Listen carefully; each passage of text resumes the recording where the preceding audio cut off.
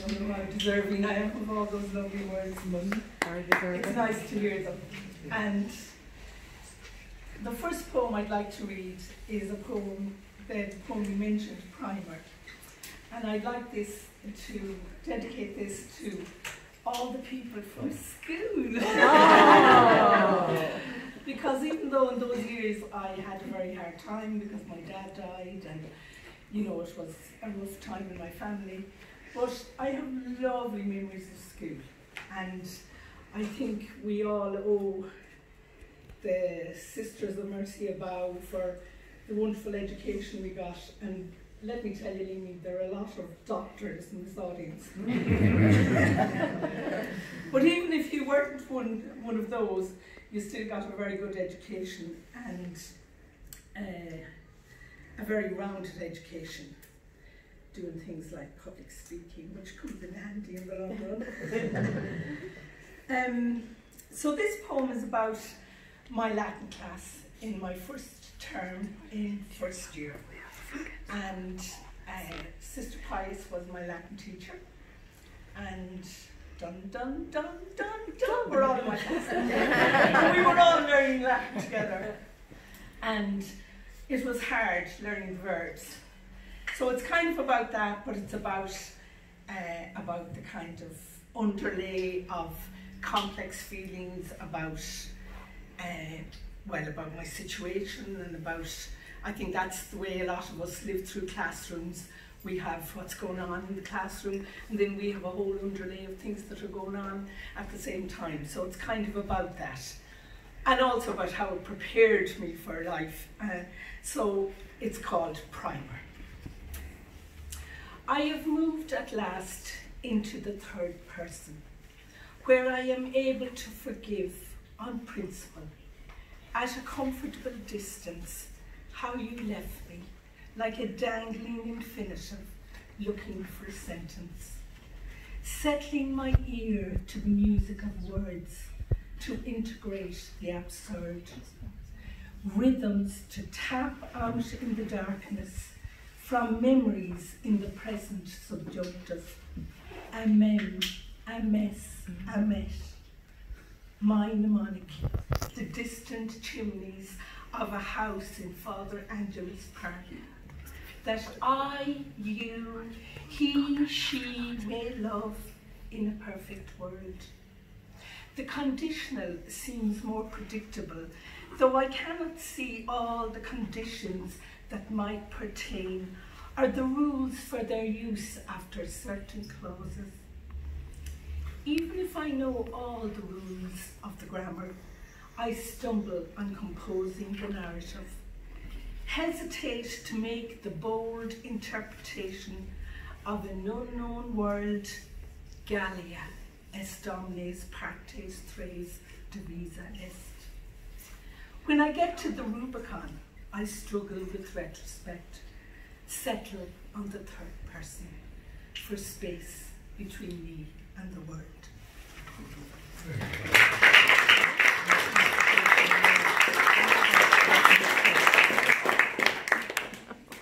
Sister Pius sends her apologies. Sister Pius sends her apologies. Yes, I got her lovely note. Yeah.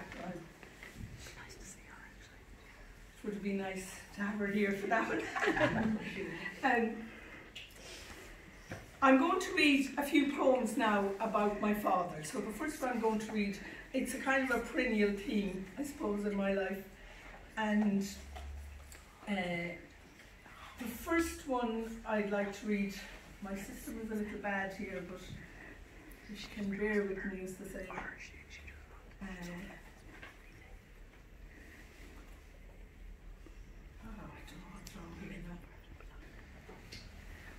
This is a memory, it's partly memory, but it's also a gathered memory, as often poems are, because they're rarely one thing, you know, because sometimes people come up to me and they say, I know what that poem is about.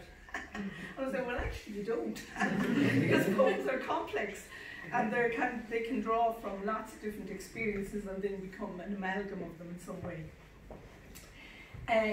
It's connected to St. Mary's Church, but in this poem I called it the Church of the Archangels, for a reason, as you'll see when you hear it. And it's also about childhood bereavement and dealing with that when you're little and trying to figure it out. And maybe also observing it in others, in other children. The square in front of the Archangels. It started with hopscotch, a stone and squares, a way to pass the time waiting for your mother. You convinced you could put everything into the neat categories they were once in, meticulously counting with your feet every square on the cobble without trespassing a line, without tripping into the tiny interstitial dikes.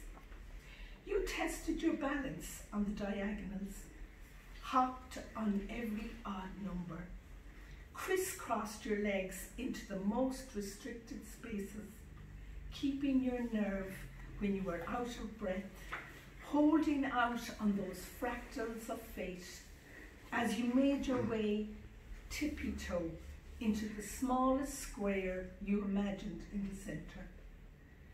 This is how you tested those inevitable consequences as dark descended on the quiet waters of the Mal, the rooks about to startle from the Angelus bells and become black angels from hell, rising victorious from the trees, distorting that square on which you landed into a dark rectangle into which your father fell, while Michael, Raphael and Uriah were asleep.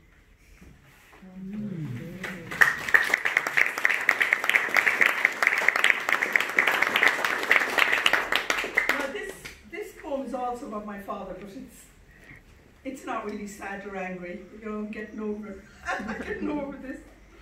It's about time. My father loved cars, and I think at least 3 people in my family have inherited that love, including me, but I've only ever had to bang her. But it was really inspired by realising that if my father came back, the whole landscape has changed so much. It would be such a strange experience for him. And I was thinking that especially after they dug into that hill in Westport and put that new road. I was so angry when that happened. I thought, oh no, that's my old landscape. I can't connect to this anymore. So it was kind of inspired by that. And also by the fact that all these things have happened in our lives and my father isn't there. And what would that be like if he did come back, you know? Okay, so it's called Steering Wheel. I'm older than you were when you died. Look at the fields, still the magical light. Your elbow on the open window, you're imbibing green as I do now. Not just a colour or a feeling, but a lifestyle you'd be proud to be part of, Dad, who wanted us to name the milch cow. Your old landmarks gone, a road carved out of the Rusthawan drumlin, bypassing the bend to your old school. The city, a maze of roundabouts. You never saw one, yet I imagine you'd love driving around them and going onto motorways to places you might have known but would not know now, and ghost estates resurrected into dormitory towns. Your opal estate, pale blue with red leather seats, which I sat in for years, would be hybrid if you came back. I'd have to teach you text speak, explain Facebook and Twitter, the weird virtual world as parallel to us as the one you are in now. I wish I could FaceTime you and enter the domain of Dad. You'd laugh at my bling, my efforts to chillax. The schoolmaster of long ago would caution me for sloppy retorts like whatever, and quotatives, flouty grammar, as in, I'm like, oh my God. I dream of us meeting over a wrap, a sandwich, in the bistro, the pub. You'd have tea strong enough for a mouse to trot on. You often said that. And I'd have an almond milk latte from far off Italy. I'd tell you how I left for Philadelphia and studied a science not invented in your time. But maybe it was you who sowed the seed, leafing through a rare sociology book, explicating for me, expounding social structure, and now decades of new words which you tossed into my young life are trending, beating out a consciousness in the borderlands. In borderlands I hardly understand. It doesn't matter, because there is something stronger than words, the memory of your hand, stretching out to the backseat as we drive along. I stretch out mine to where my sons sit as we weave our way through childhood. They ask me, what was your dad like? I tell them, you're like the engine hiding in the bonnet. We don't see it, but we depend on it. I hear them catching their imaginary steering wheels, testing the pickup, excited, revving up, ready to go.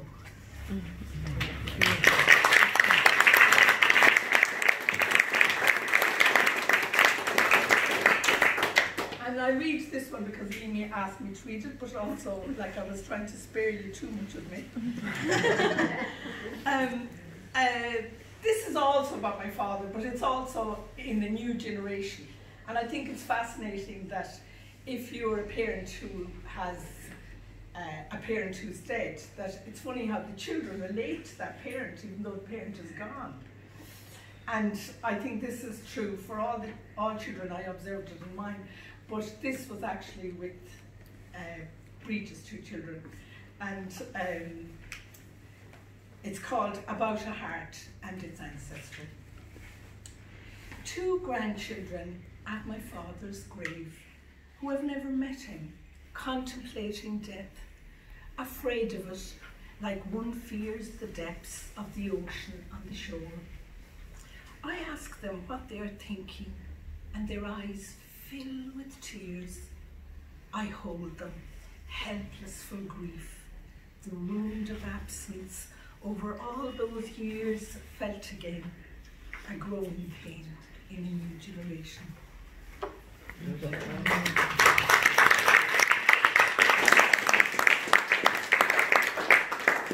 Okay, I don't often work with form, but this is supposed to be a sestina. Gerald Luigi can decide whether it is or not. It's called, it has certain repetitions, and there's no point, you'll hear them. And if you don't hear them, that's even better, because then they're not jarring. But this poem is about a woman who lived near where I lived when I was a child. Now, I didn't know her really when she lived there, but she immigrated to Chicago, and one year she came back, and her daughter needed somebody to hang out with her, and I was kind of pulled from my house and told to go to Connemara on a road trip with her. And so the poem is about that memory, and then I went to Chicago and I decided I would say hello to her. So I thought like she was out the road from, Chicago, but I discovered like Ogilvy is about an hour away from Chicago. So I had a bit of an adventure in Chicago looking for her. And then I tell the story. I wanted to write a narrative poem, which is an awful hard thing to write, I think. And I tried to tell the story of meeting her, and also the story of immigration and that funny relationship that people who go away have with the place they come from. And it's complex. And I called it Chambers Ice Cream, which was legendary in my lifetime. I take the train from Ogilvy to Palatine. Imagine her now at 83 from my childhood memory of 1974. I go in and out of stations like decades on Rosary and half remembered licks of ice cream. To the day she was a queen with her king in her carriage, her retinue, Joe and I, princesses, as we wove our way through the mountains. We thought the sun set like a red lollipop in the mountains, as Connemara glowed for us, imprinting this memory for Palatine on this visit in 2013. The entire golden retinue, all her girls and boys grown into lords and ladies from childhood. They still remember, she laughs, the taste of Chambers ice cream in Newport en route to Achill. That year we were there for the stations. She takes out the Irish china, adjusts the radio stations until she finds Irish music and melodies from the mountains like home. Serves up her apple pie with a dollop of ice cream as she tells me who's schizophrenic, gay, divorced in Palatine, and how she became a nurse, the dream of her childhood. When she went back to school, she showed that gifted retinue where their brains came from. Did I mention the genuine beauty of her retinue? I see their high cheekbones and auburn hair in photos above the PlayStation, which detailed their rites of passage and moments of glory from childhood.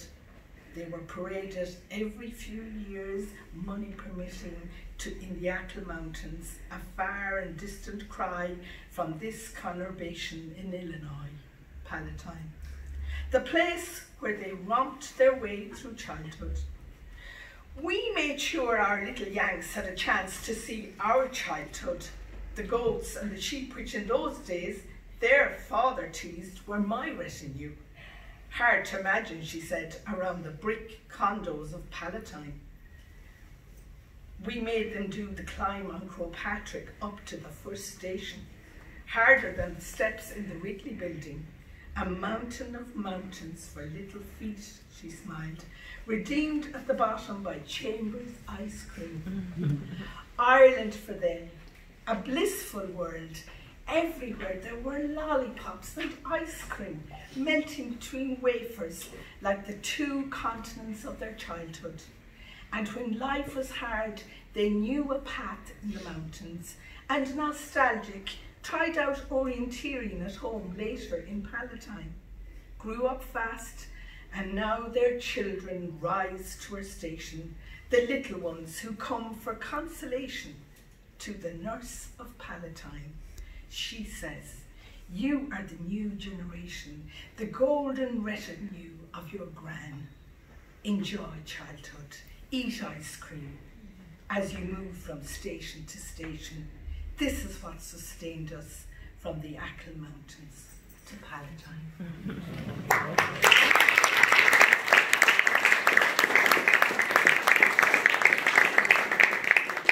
Long time. That's Andy O'Malley. And this, I suppose, being a twin to somebody who's non-verbal is a very strange experience and a very hard one to even talk about or try to understand without putting words completely into somebody's mouth, you know. So I'm very conscious of that, and at the same time it's a very mysterious bond.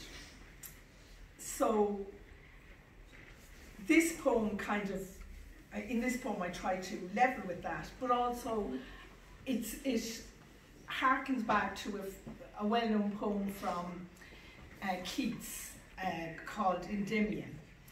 And Endymion was in love with the moon, or the moon was in love with Endymion, or however you want to look at it. And it's the one that where the famous line, a thing of beauty is a joy forever. And the other famous line from it is, how loveliness will increases and will never pass to nothingness. So that's the backdrop to this poem about myself and Andy. Twins still. In the garden, soil streams through his man-hands, in gaps of awkwardness as we plant the future. Sad and frustrated, I try to decode the raucous vowels of his misapprehension, the high pitch of his fears. I think I am the unsealer of his soul. I want to fuse him to reality, rouse Endymion from his sleeping cave. But he lives without the symbols I know. The strawberry moon swelling the sky above us, speaking to Saturn. It seems to me that he believes in speleology, divining by well-rehearsed rituals the nature of things, putting a jinx on what happens, offering gestures, mind games to anchor us in the kitchen, wearing my apron as a ritual robe, looking up to heaven before he places in the drain grid with apt reverence the precious metals of the earth, a screw or tack. He twirls before he goes back through the great doorways of the house and visits the rooms of our living, a stickler for ceremonies of feeding, rest, ablutions. And when the music is playing between us, the exquisite pleasure more beautiful than even I have words for, as memories and feelings weave through a silence like the ancient tides of Endymion, the blood of our pulse when the music is playing between us. He has arrived, like me, as accurately as if a tuning fork had set his course, pitch perfect, and to his delight I come with an old refrain, making words in my mouth for him and spewing them like molten gold, how loveliness increases and will never pass to nothingness, the little parable of our twinness out.